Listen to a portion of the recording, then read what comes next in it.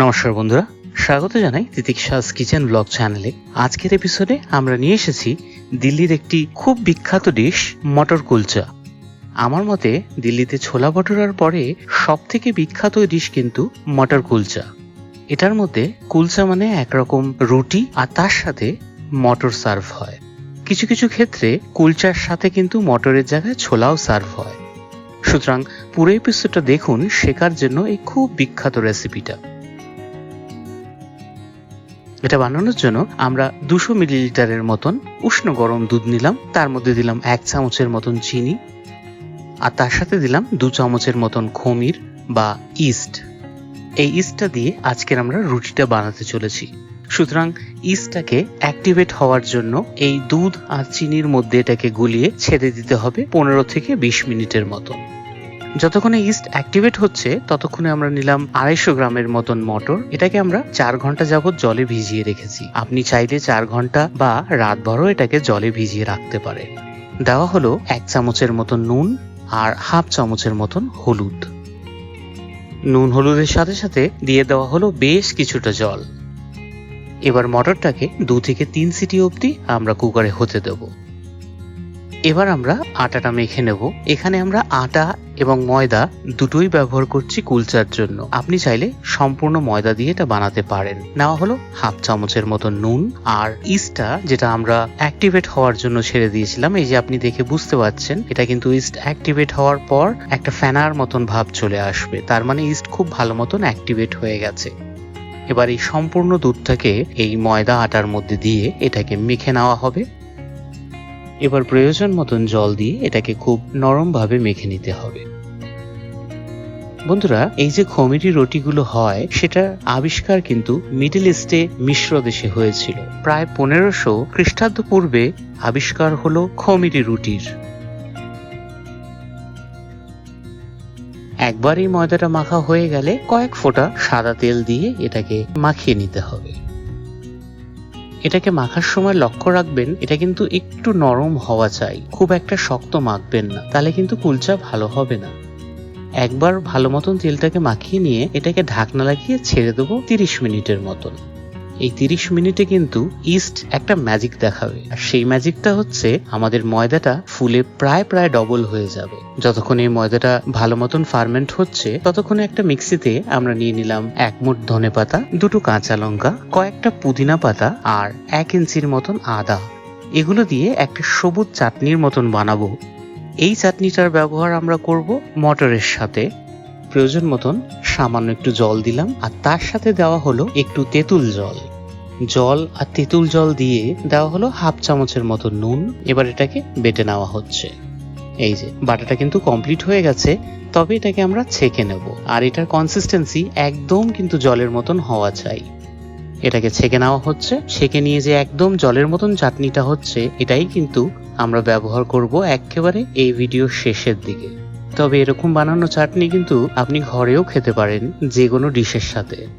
এই যে ফিরে আসলাম মটরের দিকে। মটরটা কিন্তু খুব ভালো মতন সেদ্ধ হয়ে গেছে আর দেখছেন তো, তবে আস্ত ভাবটা এখনো রয়েছে। আর এটাই একদম সঠিক কনসিস্টেন্সি হচ্ছে আজকের মটর কুলচার জন্য। এবার এটাকে সাইড করে আমরা নিলাম 2টোর মতন পেঁয়াজ কুচি, 2টোর মতন টমেটো কুচি, 1 মুঠ ধনেপাতা কুচি, 1 ইঞ্চির মতন আদা লম্বা করে কাটা, তার সাথে নেওয়া হলো 3 থেকে 4টার মতন কুচনো কাঁচা লঙ্কা। এগুলোর ব্যবহারও আপনি ভিডিওতে আগে দেখতে পাবেন।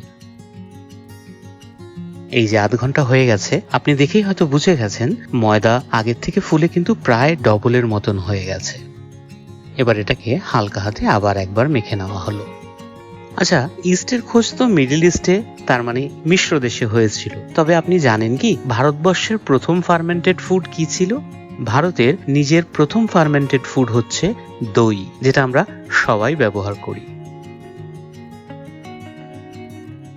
ছোট ছোট নেচি করে এটাকে আমরা ডিম্বাকৃতিতে বেলে নিলাম। আচ্ছা, এটাই কিন্তু কুলচার অথেন্টিক শেপ হচ্ছে। একবার বেলা হয়ে গেলে আমরা এটা বানাবো চাটুতে।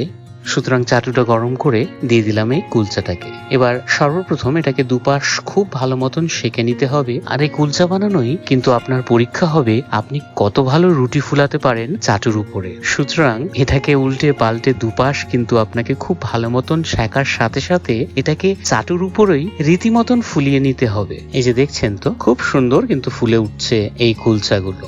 এক এক করে এই কুলচাগুলোকে চাটুর উপরে ফুলিয়ে নেবেন। এই যে দেখুন একদম নরম কুলচা কিন্তু প্রায় রেডি হয়ে গেছে, তবে এটা কিন্তু এখনো কমপ্লিট হয়নি। এটাকে কমপ্লিট করার জন্য আমরা চলে আসব একটা প্যানে। এই প্যানে নিলাম আমরা 1 চামচের মতন ঘি। আপনি ঘিয়ের জায়গায় মাখনের ব্যবহার করতে পারেন।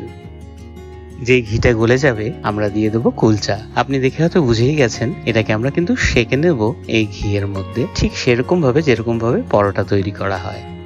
দুপাশটা একটু ঘি মাখানো হয়ে গেলেই দিয়ে দেবো আমরা সামান্য একটু কুচনো ধনেপাতা আর কাশ্মীরি লাল লঙ্কা পাউডার। কয়েক ফোঁটা কাশ্মীরি লাল লঙ্কা পাউডারটা দিলে একটা খুব সুন্দর রং আসবে এই কুলচাগুলোতে।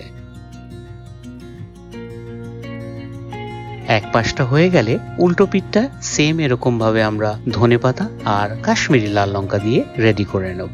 কুলচাটা আজকের ডেটে সর্বাধিক পাওয়া যায় দিল্লি এবং পাঞ্জাবে, তবে কুলচার খোঁজ কিন্তু ভারতের পাঞ্জাব প্রান্তেই হয়েছিল। এবার আমরা মটরটাকে রেডি করে নেব। একটা বাটিতে এই সেদ্ধ মটরগুলো নিয়ে এটার মধ্যে দিয়ে দেবো কুচনো পেঁয়াজ, কুচনো টমেটো, ধনেপাতা, কুচনো কাঁচা লঙ্কা, সাথে দিলাম 1/2 চামচের মতন লঙ্কা পাউডার, 1/2 চামচের মতন ভাজা মশলা আর সামান্য একটু গোলমরিচ পাউডার। এবার যে সবুজ চাটনিটা আমরা তৈরি করেছিলাম সেটা দিয়ে দেওয়া হলো প্রায় 3 থেকে 4 চামচের মতন। তার সাথে দেওয়া হলো লম্বা কাটা আদাগুলো, দেওয়া হলো 1/2 চামচের একটু কম বা স্বাদ অনুযায়ী বিট নুন আর অর্ধেক লেবুর রস। এবার এই সবকিছুকে খুব ভালো মতন মিলিয়ে নিতে হবে মটরটার সাথে। আজকের মটরটা সেদ্ধ ছাড়া কিন্তু আগুনের উপরে যাবে না, আর এটাই হচ্ছে আসল অথেন্টিক মটর কুলচার রেসিপি। আচ্ছা, এভাবে বানানো মটর কিন্তু আপনি বছরে 365 দিন খেতে পারেন। এভাবে বানানো মটর স্বাস্থ্যের পক্ষে খুবই ভালো হবে। যদি কোনোদিন না ট্রাই করে থাকেন তাহলে নিশ্চয়ই ট্রাই করবেন, স্বাদে কিন্তু এটা ভরপুর হবে। ব্যাস এরকম করে পরিবেশন করুন পেঁয়াজ, লেবু, লঙ্কার সাথে মটর কুলচা। ব্যাস এইটুকুই ছিল আজকের রেসিপিটা। ভালো লাগলে একটা লাইক করুন, শেয়ার করুন আমাদের এই ভিডিওটা, সাবস্ক্রাইব করুন আমাদের চ্যানেলটাকে এরকম অনেক ইন্টারেস্টিং ভিডিও দেখার জন্য। এই ভিডিওটা দেখার জন্য অসীম ধন্যবাদ।